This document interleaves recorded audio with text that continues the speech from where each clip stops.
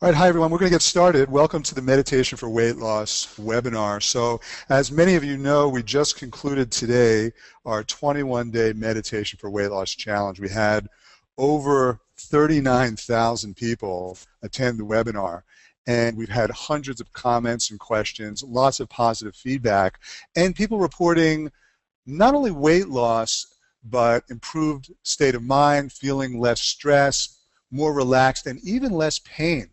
We've had a number of people report that they've had less pain, and there's a number of reasons why that would be. And so what I want to do now, the purpose of this webinar is to try to answer as many questions as possible. We're not going to be able to get to nearly a fraction of all the questions that we've been getting, even on this chat roll right now, but we'll do the best that we can. And Carol Look is going to be joining us at a certain point. We're working on that. We've got some technical issues in getting Carol in, but she should hopefully come shortly. Before I start answering questions, though, I just want to talk about why meditation for weight loss. What is it about meditation that's so good? Now, we've all kind of tried to lose weight by dieting and counting calories and restriction and behavior modification, and you end up going to war with your body. It works in the short term, but in the long term, it's always a problem. What we've discovered and what we're learning more and more is that the stress hormones are the ones that cause us weight gain. The cortisol, stress hormones like elevated triglycerides, inflammatory hormones like pro-inflammatory hormones. These type of hormones cause us to eat, and they're the very reason why you end up going to war with your body, because the dieting and oftentimes the exercise doesn't address those types of issues. It doesn't address the hormones, the stress hormones that cause you to gain weight. So what meditation does is it goes directly on the hormonal level to reduce stress. It lowers your heart rate and breathing.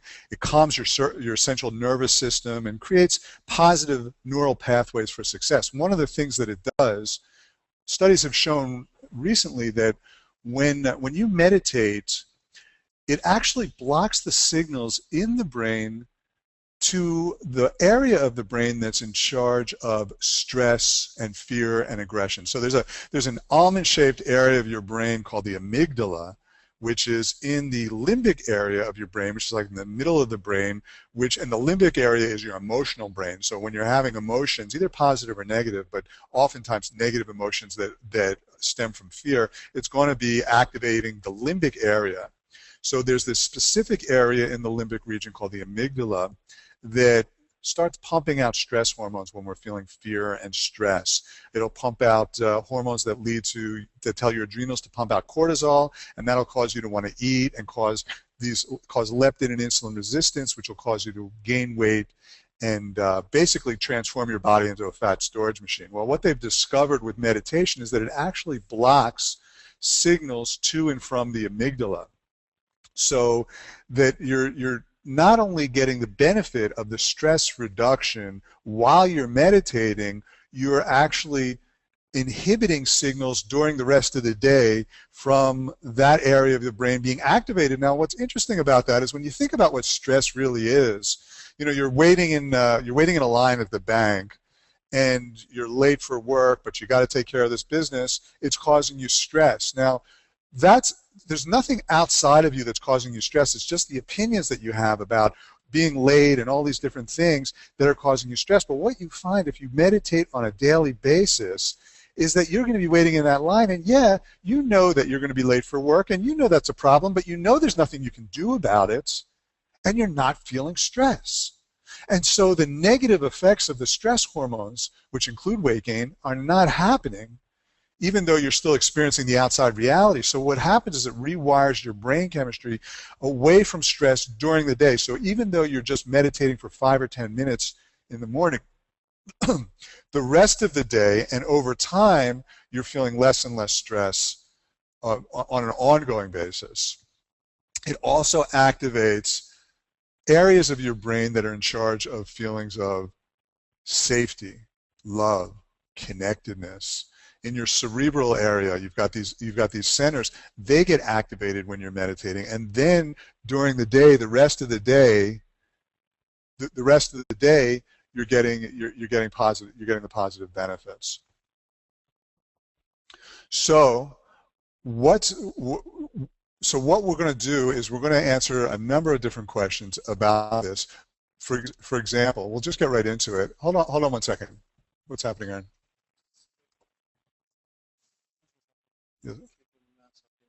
Forget about the mouse. Here, hold on 1 second, everyone. We're going to try to patch Carol through. I just got a Skype message from our organizer, and I think we're. Oh, that's good. Okay. We're still working on getting Carol to come through. So let's start answering some questions that are common questions. Number one, I have trouble visualizing. And by the way, Aaron, let's bring Den in as soon as possible. Okay, let me know when she's ready for us, because we got both Den and Shannon going through the chat roll, so we'll answer your questions live also. But let's talk about some of the issues that people have. I'm having trouble visualizing. The thing about meditation and visualization in general is that it's like a muscle that gets stronger and stronger. And even though you may have trouble visualizing now, you get better and better at it over time. And you don't need to be able to see whatever it is that we're guiding you through in the visualization. That's not essential. What's more important is that you just participate, because you'll get into the relaxing stress reduction areas of brainwave states where all the positive things happen, and whatever extent that you can visualize, you'll get benefits. You will get better and better at it over time. Another frequently asked question: I fall asleep while I meditate. That's not the end of the world, especially when it's a guided meditation like this, because even though you're asleep, you're still getting into the alpha and the theta brainwave states, which are rejuvenating, and you're getting the positive suggestions. So in the beginning, that's fine too. And then another question that's sort of related: my mind wanders, I'm distracted by other thoughts or my surroundings. I'm not worried about that either, because all of these things change over time. Your concentration improves, your ability to visualize improves, your ability to feel more energized so that you don't fall asleep. All of those things improve.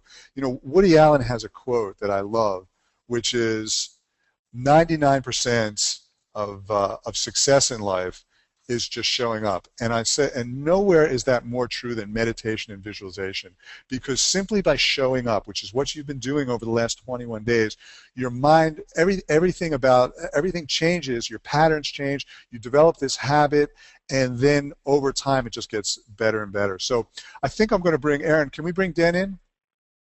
Okay, I'm going to bring Den in now. We're going to start talking and see if we can answer some of your questions that you're having right now. Hi, Dan. How are you? Good, thank you. Okay, this is an interesting question. It's from Janine. While I found most of the meditations calming and relaxing, I found I had a problem around the 13th and 14th about releasing fear and forgiveness, and I just could not get into it and relax. Does this mean anything? Yes. If you're listening to one of the meditations and it's causing a reaction, you're getting fidgety, you're getting uncomfortable, any of those type of things, it means that it's touching on something that's very, very important for you. That's a signal that there's issues in your life. For Janine, for example, issues in your life surrounding forgiveness. Surrounding letting go, but those are the most important issues. I've worked with so many people that have had weight issues due to an emotional trauma, and when they were finally ready to let go and move on, it's like magically and metaphorically their body let go too. You let go of all the emotional weight and your body lets go of the physical weight. It's really powerful. And so what I would encourage you to do on that particular meditation is revisit that meditation.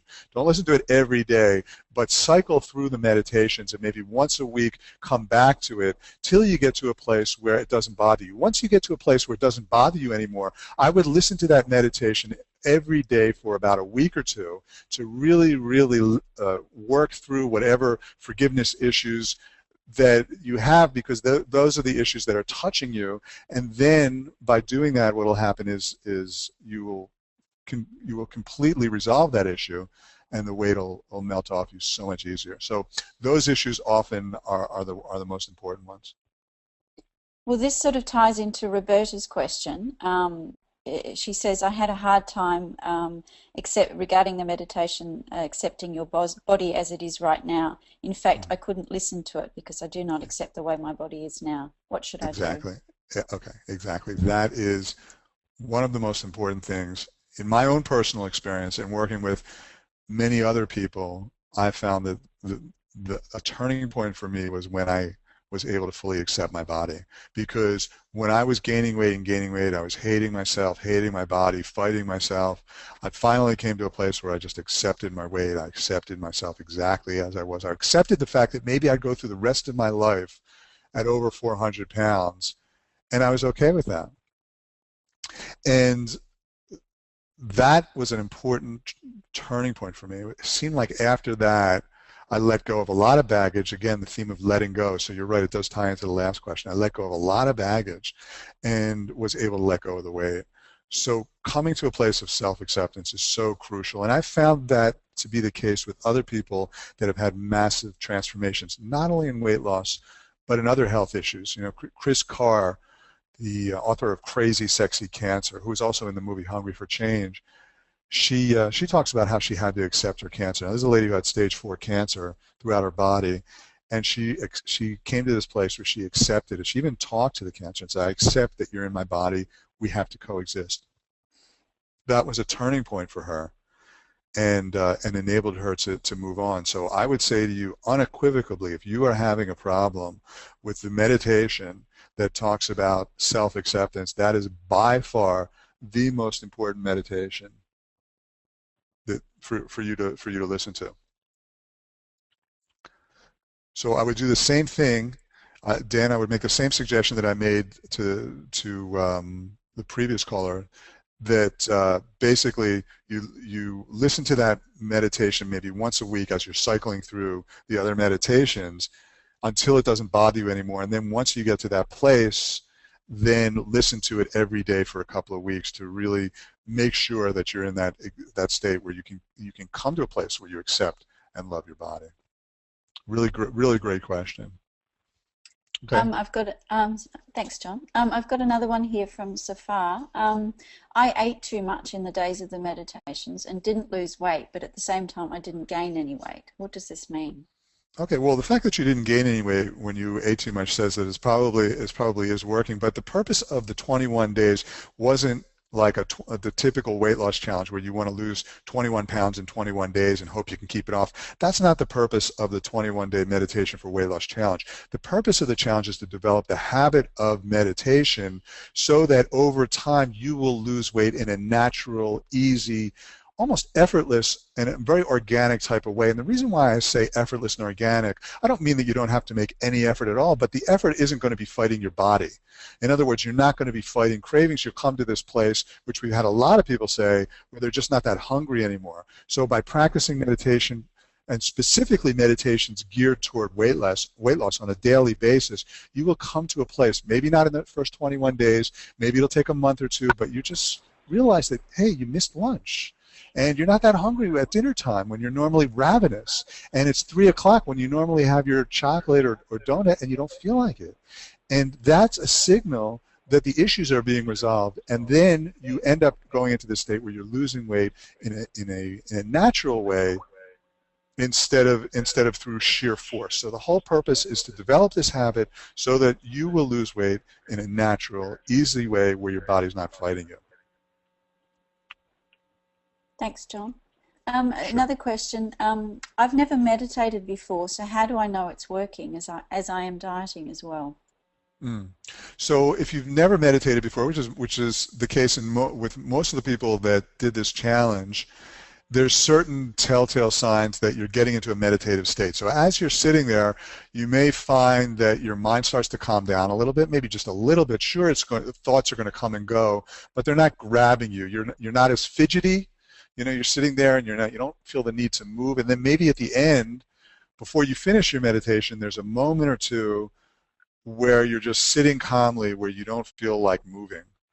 If you're getting any of those indications, any of those things, then it's telling you that you're great, and it's telling you that your meditations are are working. So I've got good news for everyone. We were able to patch Carol through. We had some problems with that, a little bit of dramas. Thanks for your patience with that. I'm going to bring Carol into the conversation. So Carol, are you there?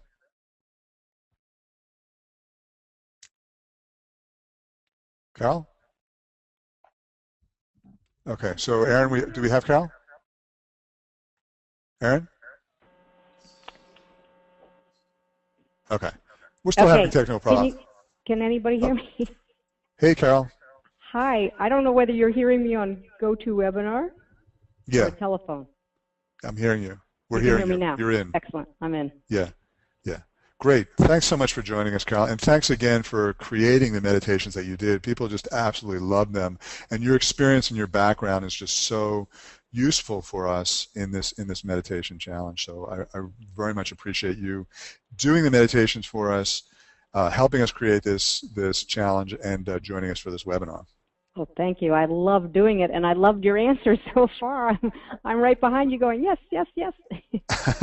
All right, well, maybe we'll keep going. Dan, do you have more questions for us, or should we go through the other questions in the slideshow? Aaron, is Dan still on? All right, Dan, you there? Hi, John. Hi, Carol. Hi. This is an interesting question, actually. Hi.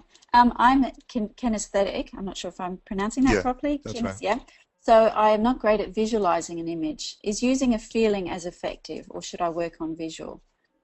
For example, the feeling of the waves in Carol's were easier for me to picture than picturing the white light. Yeah. So, Carol, do you want to answer that? Sure. We all have a definitive or a favored channel, visual or kinesthetic or auditory. So if you like kinesthetic and you can feel the waves, perfect. That's great. You're in it. You're doing the meditative work that Jon was describing as so helpful with the stress hormones and letting go. So absolutely, whatever way you're in it, you're in it. So that's great. Okay. Hey, Dan, I'm gonna take some of these questions that we have on our slideshow because they're the most common questions that we've had, and then maybe if we have a little bit more time, we'll come back in a little while with more of the questions on the chat roll. Okay. Okay. Thank you. Thanks very much, Dan. So, Carol, here's a common question, and we touched on it with some of Dan's questions here. I have a hard time believing the affirmation. And I would say that's the problem, is that we don't want to say something affirmative of ourselves. So it's not that we want to force it, but we say it and feel the feelings, because that's part of the release. So if we say, I accept myself, or say, I am releasing weight in a safe way, or any of the 21-day meditations, you want to say it, and even if you don't believe it, that's information for you. That's feedback. Oh, boy, I don't like saying I accept my body as it is, like you were responding earlier. That's okay if you have a hard time saying it, and it's okay if you have a hard time believing it. It's part of the process. Yeah, I would say that if you have a hard time saying it, believing it, that those are probably the most important ones to practice, and that over time, when you get to a place where you are comfortable with it, you've worked through an issue about yourself and your feelings, and some of the issues that might be getting in your way in weight loss. So I have trouble relaxing. We sort of talked about that a little bit with Dan, but I'm wondering if you have some thoughts on that. Well, again, not being able to relax is part of what's happening with the stress hormone cycle and the adrenaline and the amygdala that you touched on. So if you're having trouble relaxing, that's part of why the weight is staying on. Tension, stress, being uptight, not being able to relax is an issue they've now discovered related to weight, holding on to it, and not being able to let your body let go. So again, if you're having trouble with it, notice it, try it again, do the 21 days again, do what you need to do to it's really, frankly, not relaxing is a practice. You have to have a habit of that. So we're trying to help you start developing a habit of relaxing.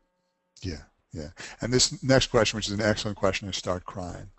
I'm wondering what you think of that. Honor it. It means we've touched something with the words and talking about acceptance and inviting you to say, I'm okay, and it's okay if I release this and I release it. So we talk a lot about safety in the meditations, and it's just touching you on a very deep level. Don't stop it. Don't block yourself from crying. Just breathe into it and continue listening to that particular day. Yeah, I would say even that crying is one of the best ways to heal emotional issues. And it's our body's way of releasing emotional tension, emotional pain is crying. It's very natural, and if you are crying, then that means that you're making a major breakthrough. So it actually, in my opinion, could be a really good thing. So here's a question: does it matter where I meditate? What do you think about that? I always think be respectful of your space and time. All machines and phones and iPhones and dogs need to be out of the room, and don't let anyone interrupt your special time. So I think it does matter as far as make sure it's private and for you, but as far as on the beach, in a chair, on a bed, outside on a chair, no. But as long as you feel like because if you're alert, if you're always waiting for someone to open the door or the phone to ring, you're not going to be in the meditation. So right. your environment matters that way.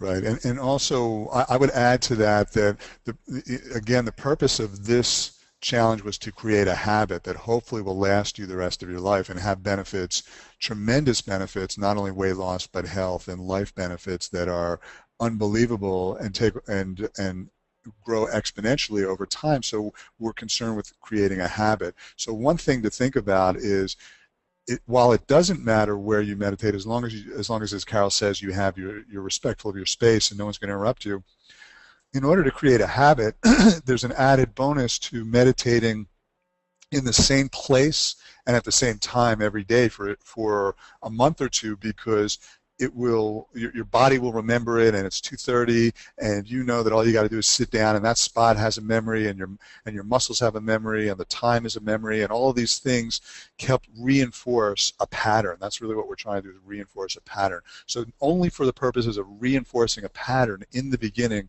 there's a definite benefit to meditating in the same place at the same time. And then should I play each meditation once a day or multiple times? Well, you and I may differ on this one, John. I think to ask yourself to start a new pattern like this, 10 minutes a day, I think it's enough. If you want to do it first thing in the morning, at the end of the day, the same day's meditation, that's fine. But what we find with developing new patterns is people start to resist it. So my concern is if people start to feel like, oh God, I didn't do it at night, and it's a chore, and another 10 minutes, I'm so busy. I don't want that to get triggered, so we set it up to do once a day is plenty. If you feel open and refreshed and want to do it again, go ahead, but the requirement is once a day. Yeah, I would agree with you, Carol. I don't think we're going to disagree on that one. I would agree 100%. Do I play the 21 days in rotation, or can I play different ones throughout the same day? What do you think? I know everybody's personality is different. What would you say? I'm going to answer. Yeah, no, I would pick and choose the ones that you want. So, but keep in mind two things. Number one, I would choose your favorite ones for sure, but also the ones that make you feel a little bit uncomfortable in the beginning, as we talked about before. I would be aware that maybe there's some real benefit to those. The ones that evoke an emotional response, I would listen to those too, because that's your body indicating to you that there's some important healing there. So I would revisit those ones that cause a reaction, either positive or negative, every once in a while. But other than that, you can listen to just one over and over again, or you can rotate however you want. You will definitely be getting the benefit. The point is to make it your own at this point. Don't skip the ones that bore you, by the way, because that's another sign that something's going on. If you really feel disconnected from it, make sure you listen. You don't have to listen to that one every day at all, but make sure that one is in your rotation. Yeah. Okay. How about, is there a best time of day for meditating, do you think? Each person has their best time, and it's very important to respect that. So first thing in the morning, middle of the day, end of the day. Again, respecting your space and time. I love the idea of doing it at the same time every day, so you create this bubble around you, and this is my time. There is not a scientific, this is the best time of day for meditating. There's not a real answer to that. Okay, so I'm going to say for my own self, the way I developed it, Actually, I developed it by listening to a meditation similar to these every day, and I used to do it as soon as I got home from work. That was my pattern. I don't do that anymore. Now it's as soon as I wake up first thing in the morning. And that's why I like kind of like the same time of day if you can do that, because your body gets used to that's the time that we're going to meditate. But certainly, if it's at all possible for you to do it first thing in the morning, it's not required, but there's a huge benefit to doing that, because you're going to have it done. There's nothing that's going to get in the way at that point. You know, sometimes if you could do it every day at 3 o'clock, there might be a traffic jam, there might be something at work or your kids. You're going to get distracted. You're going to be too tired, and you won't do it. If you do whatever you do first thing in the morning, there's a better chance of it creating a habit. Also, you're going to have all the positive affirmations, the positive benefits first thing in the morning, so you're going to start your day fresh and clear and calm. So I'm a big proponent of, if it's at all possible, to just make it a habit. You get up and you press the button and you meditate. There's real benefit to that. So but again, it's not mandatory. It'll still work. Now, what about this one, Carol? Will it still work if I don't meditate daily? Well, it would still work because you're getting, let's say you meditate on a Monday, Wednesday, Thursday, and you're so busy on Tuesday, Friday you couldn't get to it. You're still getting the incredible benefit of closing your eyes, staying with us with the rhythm, hearing the affirmation. So that's wonderful, but it, of course, will slow down the progress. You know, the point of this being 21 days in a row is both building the habit, but that momentum builds up. So if you're interrupted by work or family, of course we can't say you have to do it every day. So, but it will still work, because 10 minutes of meditation is 10 minutes of meditation you weren't doing a month ago. Yeah. Now, what about, should I say the affirmations aloud or silently? I would say them silently, because it's a meditation, and when you have to bring yourself out to say it out loud, you're actually coming out of a particular comfortable trance. You can do it either way, but it takes good work to actually say the words in your mind. That's good for you to do it differently. And so I would stay quiet for the whole time. Yeah. Okay. Hey, listen, we've got lots of questions coming in. So let me bring in, Aaron, are we going to bring in Dan or Shan with some questions? All right, let's bring Dan back in, because we're getting lots of questions on the chat roll. And then we've got a few more questions. And then I thought maybe we'd just do a concluding meditation to help send us on our way so that we continue to get the benefits. Hi, John. Hi, Carol. Hi. Hey, Dan. Hi. Hi. I've got a really, really good question here. It's from Jason. Yeah. What happens if you are too scared to start meditations because it might change you? It's something different. You won't be the same person again. I know this sounds strange, but when you're in a rut, the consistent bad is better than the stress of change. Such a good question.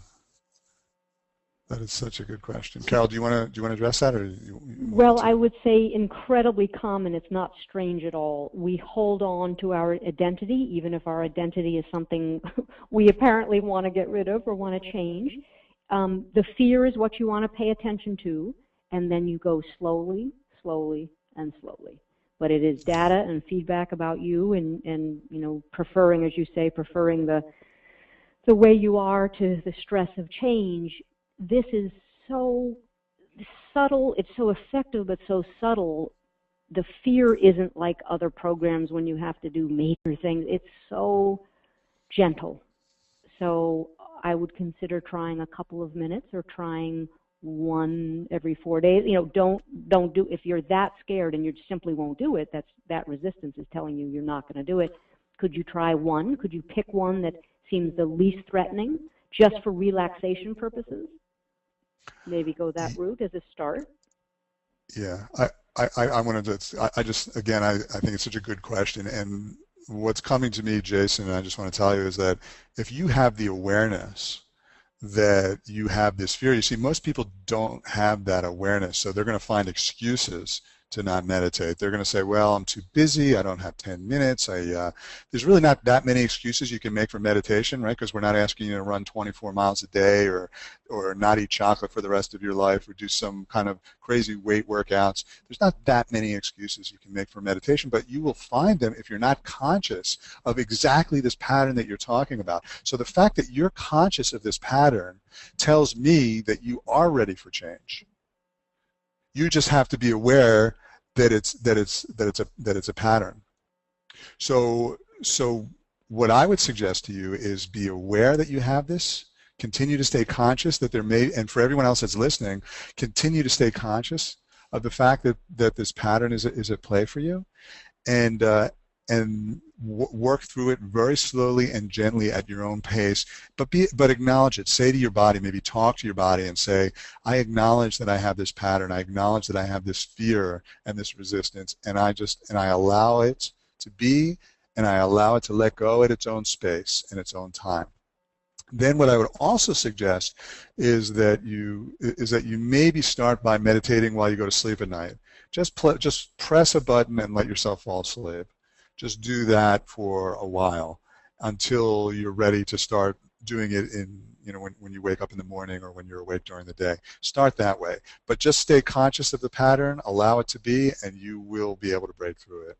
Really, really good that you're conscious of that. Okay, Dan, that was a great question. Do you have other questions for us, Dan? Yeah, I do. This one's from Kirsten. I'm fine during the meditation, but afterward, as I go through my day at work, I cannot seem to hold on to that relaxation. It's very frustrating and disappointing. Will this ever change, or how do I find my trigger? Yeah. Okay. Carol, do you want to touch on that, or do you want me to? Go ahead. Okay. So what I would say, Carol, is that and also, Dan, what was the questioner's name? Kirsten. So what I would say, Kirsten, from my own experience, is that absolutely it changes. Your meditation permeates your whole life over time. You're going to have the benefits only initially while you're doing the meditation in the beginning, but you will absolutely, without question, find that your patterns change and your stress levels change. So I'm years and years down the road now with meditating, and I can tell you that the things that used to stress me out years ago do not touch me at all anymore, and it's just because your brain chemistry really does get rewired.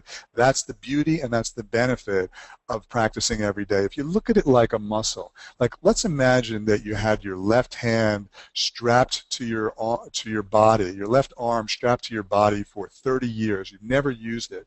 Well, when you try to use it, you can't even lift a pencil. But if you practice every single day for 10 minutes strengthening your arm, within a month, it's going to be much stronger. Within a year, it's going to be as strong as your other arm, and it's just going to get stronger and stronger if you practice it every day. And that's exactly the way meditation is in terms of the stress reduction benefits. They permeate everything after a while. I've got an excellent question here from Katrina. Yeah. I tapped while I meditated. What are your thoughts on that? Carolyn, what do you think about that?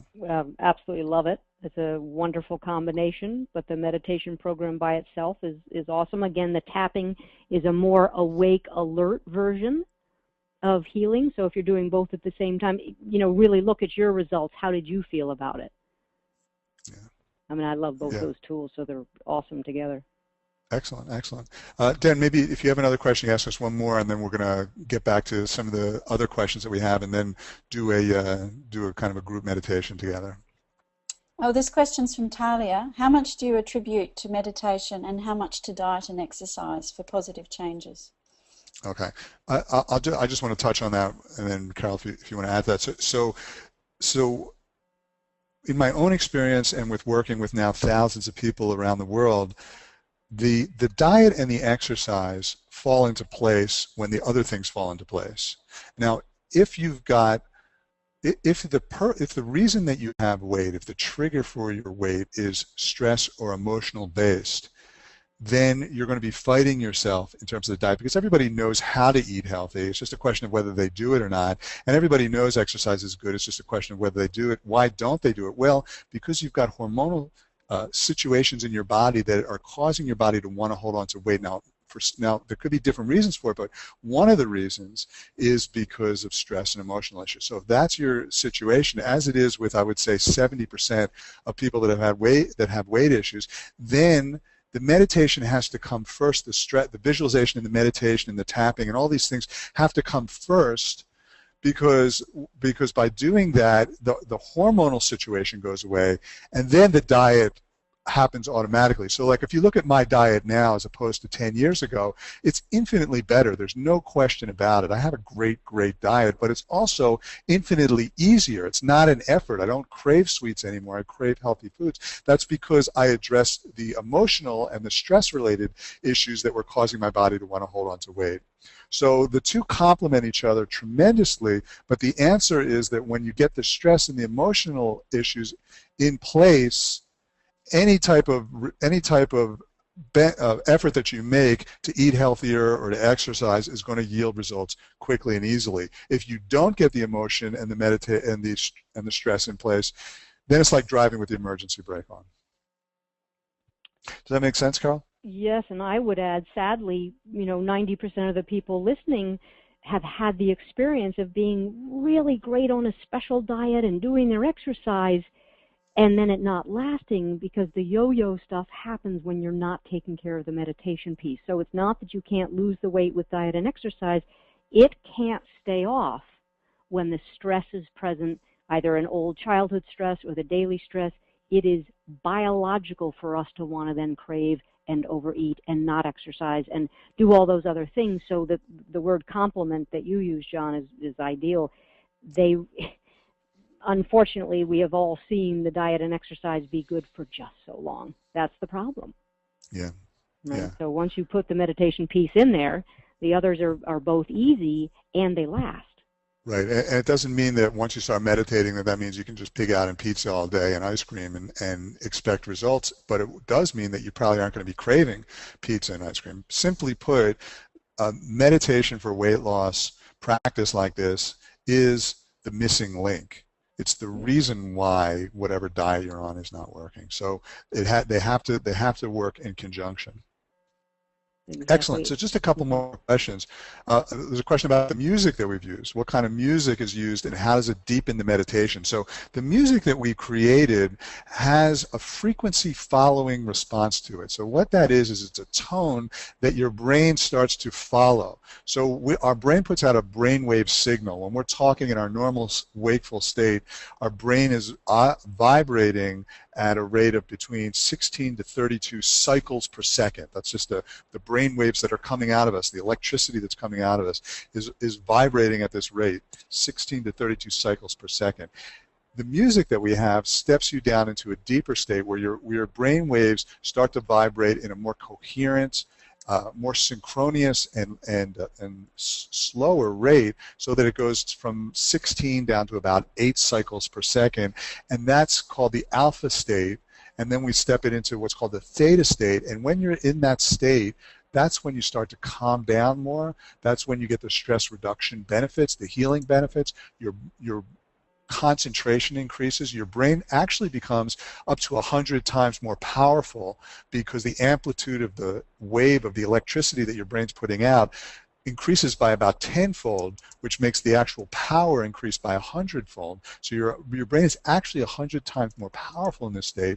And then so when you do a visualization, when your brain's 100 times more powerful, and when you're focused and relaxed, you get enormous, enormous benefits.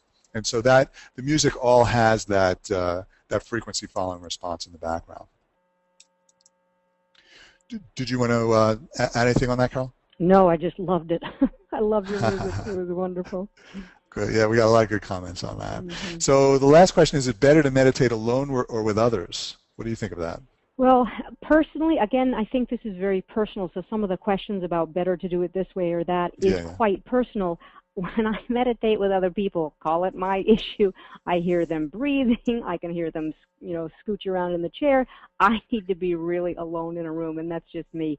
If you're great with 2 or 3 people and friends and peers who want to do it together and you commit to it and that works for you, awesome. I personally can't do it with other people. I think I feel better and safer alone too when I'm doing it.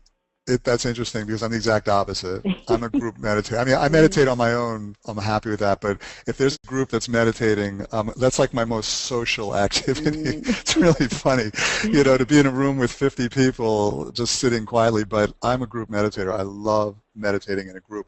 And but either way, obviously, works, so there's no better or worse. There is some benefit to meditating in a group, which relates to that frequency following pattern in our brain that we talked about with the music. So the music's putting out a frequency. Well, when you're meditating in a group and you've got some strong meditators in your group, their brains are putting out a frequency.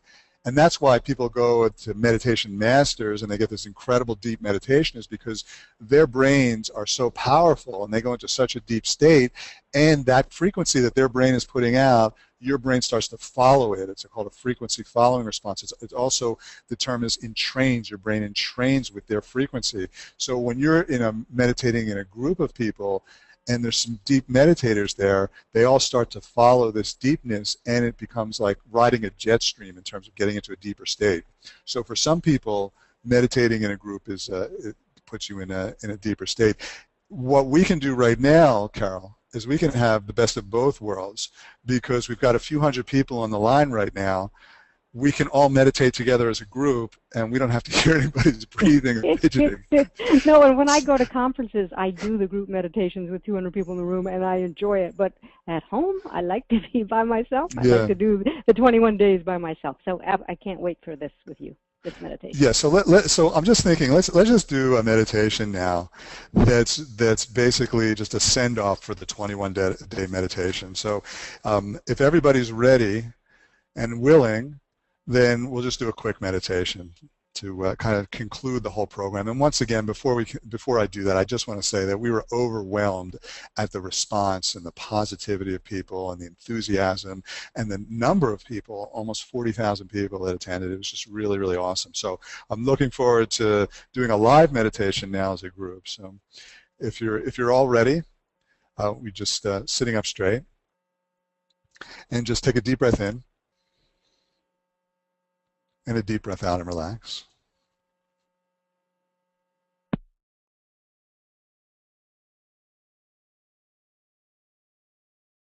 And I'd like you to imagine that there's a beautiful ball of bright white light circulating around your navel, just like a galaxy of light or a whirlpool. And as that beautiful ball of bright white light is in your navel, I'd like you to also imagine that you're in an infinite expanse, an infinite ocean of beautiful, bright, white, healing light. As far as you can see, beautiful, bright, healing light. And as you're sitting there with this ball of bright, white light in your navel, and in this infinite ocean of beautiful, bright, white, healing light,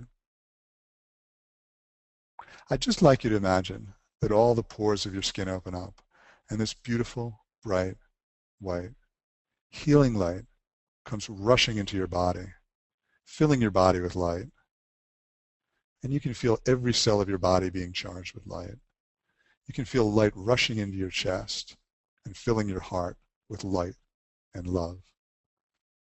And you can feel that light rushing into your stomach and your pelvis and your thighs and your calves, your knees and your feet, rushing into your arms and your neck and your head, your whole body just filled with this beautiful, bright, healing light.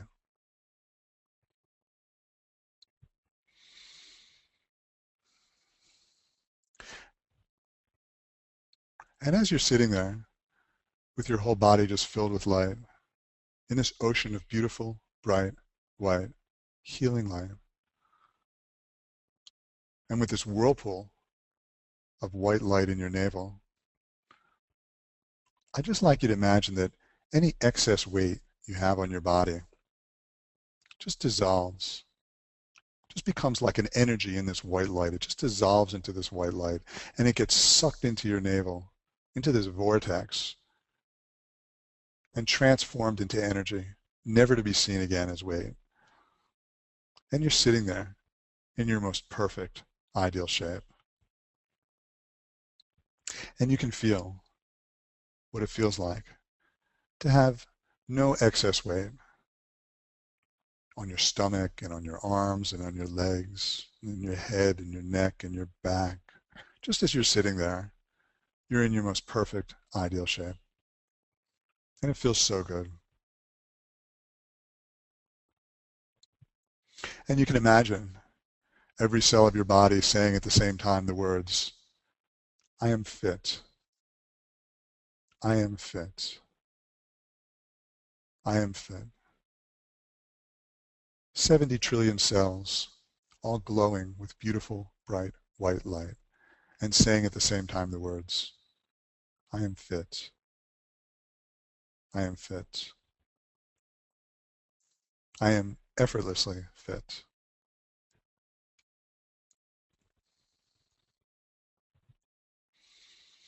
And as you're sitting there in your most perfect ideal body, with every cell of your body glowing with this beautiful, bright, white, healing light, I'd just like you to imagine that maybe you go for a walk on the beach and it's a beautiful sunny day and you're in your most perfect ideal shape. And it feels just so good just to relax and to walk nice and easy, and your body feels so light, so easy and effortlessly light, and you start to walk faster and faster. And you can feel the sun on your shoulders and on your body, and you can feel the water of the ocean on your ankles, and you can feel the wind and hear the seagulls and smell the beautiful air, salty air. And you start to walk faster and faster because it's just so easy and effortless, because you're just so light and powerful. And you just start to run and even sprint, maybe for the first time in years, because your body is so fit and so light and so healthy, and the joy of movement is just so easy and effortless.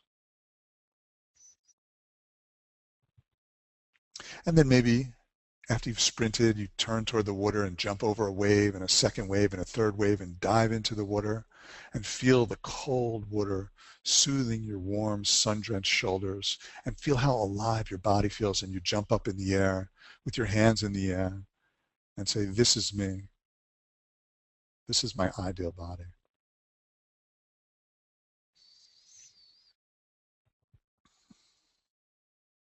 And now, just coming back into your body as you're sitting in the chair, taking that feeling of the sun and the water and all of the sensations and the feeling of being so alive and so vibrant. I'd just like you to imagine that the rest of your day or tomorrow, you have this feeling of vibrance and health and vitality. And because you have this feeling of vibrance and health and vitality, you only crave healthy, live foods when you're hungry. And you have so much energy. And people are looking at you and they're seeing this light coming out of you, and it's so beautiful. And you're so productive. And you can imagine how tomorrow and the next day and the next day, you'll listen to a meditation, maybe just 10 minutes long, maybe you'll do your own meditation every day. Maybe it's as soon as you wake up in the morning. Maybe it's in the midday, maybe it's at night, but just day after day, you can see yourself meditating, making that connection and having it get stronger and stronger.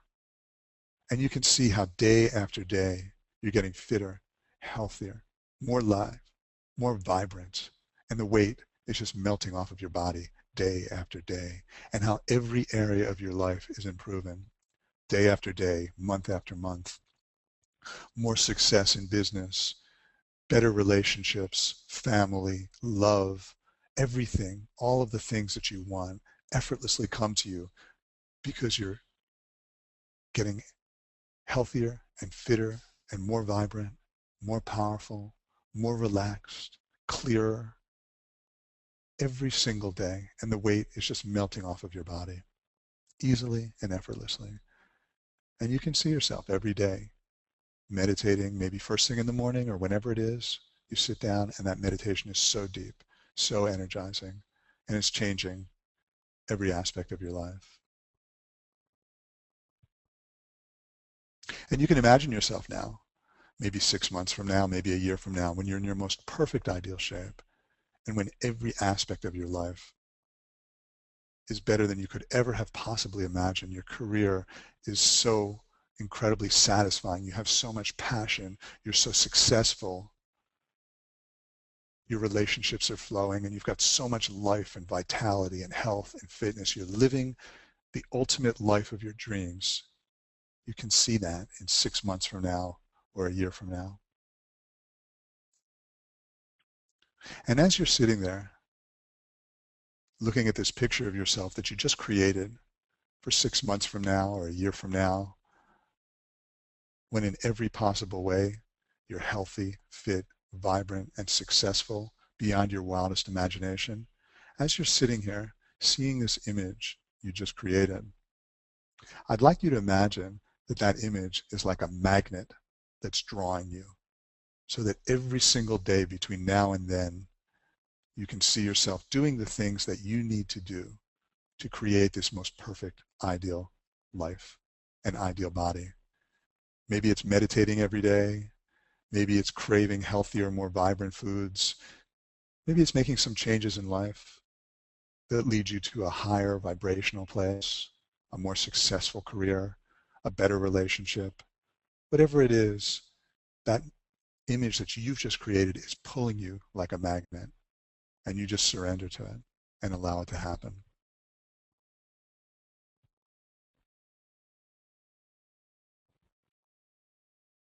And so in your own time and space, when you're ready, you can open your eyes knowing that you've just created your most perfect, ideal body and ideal life.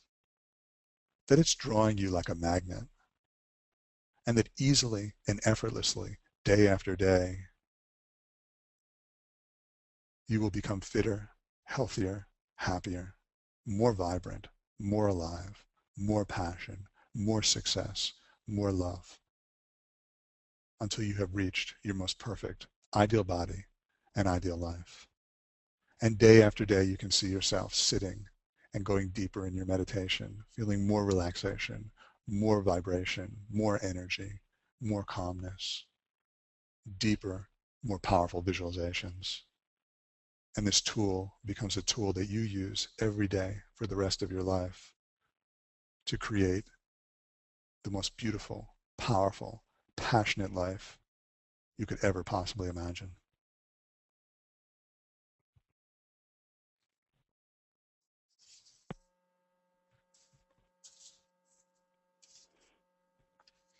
Okay. You still with us, Cal? Yes, I am. I muted myself so I didn't make any funny noises. I yawned quite a bit, which means I relaxed enough to yawn, if you know what I mean. It's always a sign for me that I'm releasing. So Okay. if anybody else was yawning, no worries. It's a good sign. It felt very strong for me, very powerful.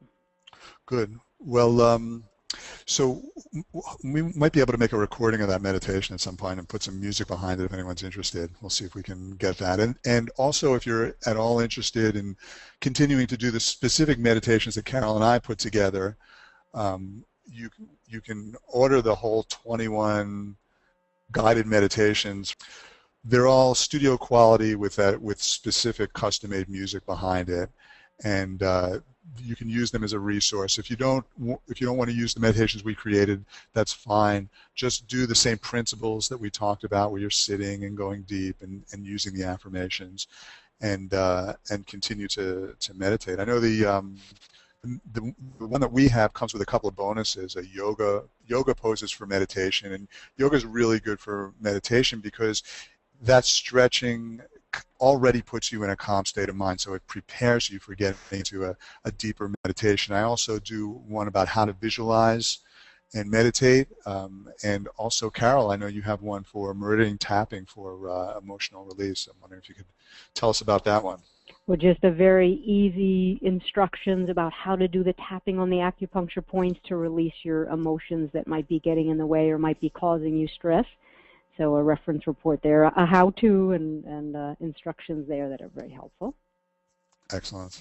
Well, once again, Carol, this process has been so great, and people have loved your meditations, and the response that we had was just unbelievable. So I appreciate your expertise, your wisdom, your effort, and joining us for this webinar, and hopefully we can do many more projects like this together, because it works really well. That would be my honor and my pleasure. I think we were quite the team.